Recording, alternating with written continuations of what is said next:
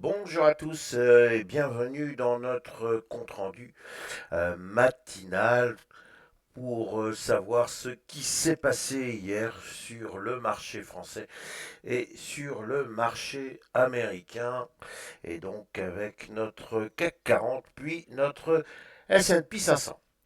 Alors commençons par notre CAC 40 et l'on peut voir que notre CAC 40, il avait déjà annoncé par cette petite bougie quasiment sans corps qu'il y avait un risque de retournement baissier.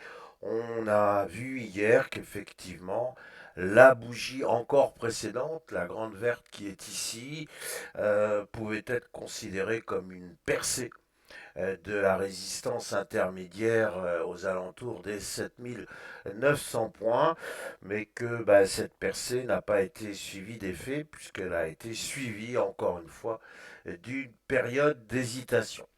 Alors hier, on a forcément tenu compte du retrait du S&P 500, même d'un fort retrait, puisque la baisse a été relativement importante, tout du moins la plus forte subie depuis déjà un bon moment. Alors, finalement, notre CAC 40, il n'a pas véritablement été victime d'une débâcle, l'on voit bien aussi avec cette bougie qu'il a surtout été l'objet d'un gros combat entre les vendeurs et les acheteurs. On le voit à l'importance des mèches autour du corps.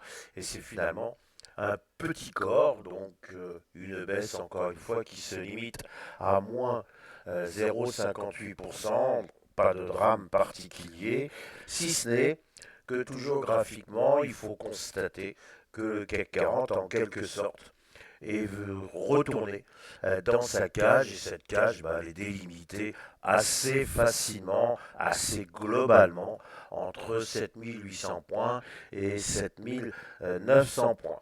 Alors on est pile au milieu, on n'est pas loin de toucher les 7008, mais bon, on reste quand même proche des récents plus hauts, et nous en sommes là, ce qui donne à croire que nous pourrions avoir aujourd'hui une séance en forme de roue libre. Il n'y a pas véritablement d'événements marquants aujourd'hui, c'est la fin de semaine, et on va voir si on est capable de sortir de cette fameuse cage ou si on va y rester. On aura noté que si on sort par le bas de la fameuse cage, eh bien on va se retrouver face à des gaps qu'il conviendra à un moment ou à un autre de combler. Donc nous sommes dans une période de circonspection, nous sommes encore une fois enfermés dans une cage dont il faudra bien à un moment ou à un autre sortir. Voilà pour notre CAC 40. Si maintenant nous allons voir du côté du S&P 500, il y a eu donc encore une fois cette forme de grosse frayeur donc mercredi avec une grande bougie rouge, une baisse qui était quand même très importante et surtout un échec absolument patent sous la résistance des 5950 points, pratiquement 6000 points. Alors, hier, il y a eu ce qu'on appelle une stabilisation. Le S&P 500 s'est posé la question, on le voit bien, là aussi c'est une magnifique bougie d'hésitation. Est-ce que l'on va plus bas vers les 5775, sans oublier le fameux gap, donc toute cette région en deçà des 5775 points, ou est-ce qu'on se reprend dès à présent, se contentant de croire que, bon, ma foi, oui, il y a toujours des tensions douanières, oui, il y a des tensions obligataires, mais peut-être que finalement les tensions obligataires ne seraient peut-être pas si importantes que ça, puisqu'on a vu le 10 ans qui reprenait quelques couleurs.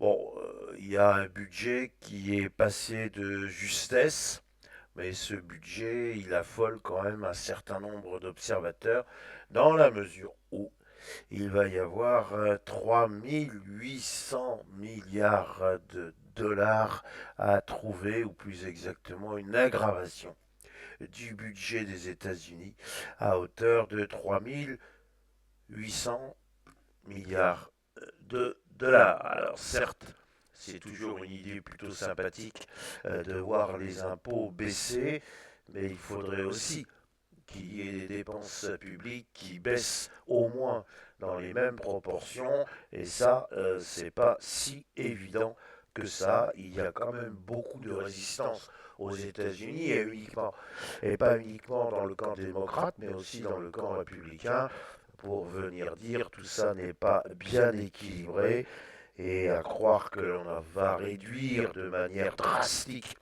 toutes les dépenses publiques, c'est peut-être une erreur. Et on le sait, on le répète, les marchés n'aiment pas du tout l'incertitude.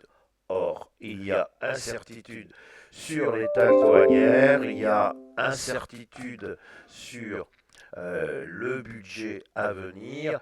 Bref, les braves consommateurs se disent que tout ceci va se terminer par de l'inflation. Alors, si on tient compte de tout ça, on voit que là aussi, on risque d'avoir une séance un peu sans tendance avec des opérateurs qui vont se regarder en chien de faïence. On fait le même constat quasiment que pour le CAC 40.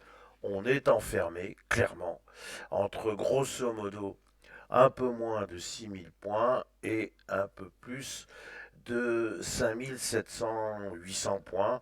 Et donc dans cet espace, tant qu'on ne sera pas sorti, il faut plutôt faire attention.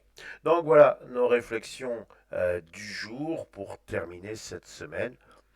Qui dit vendredi dit proximité du week-end, et forcément, je vous souhaite un excellent week-end reposant qui vous permettra de revenir en pleine forme lundi.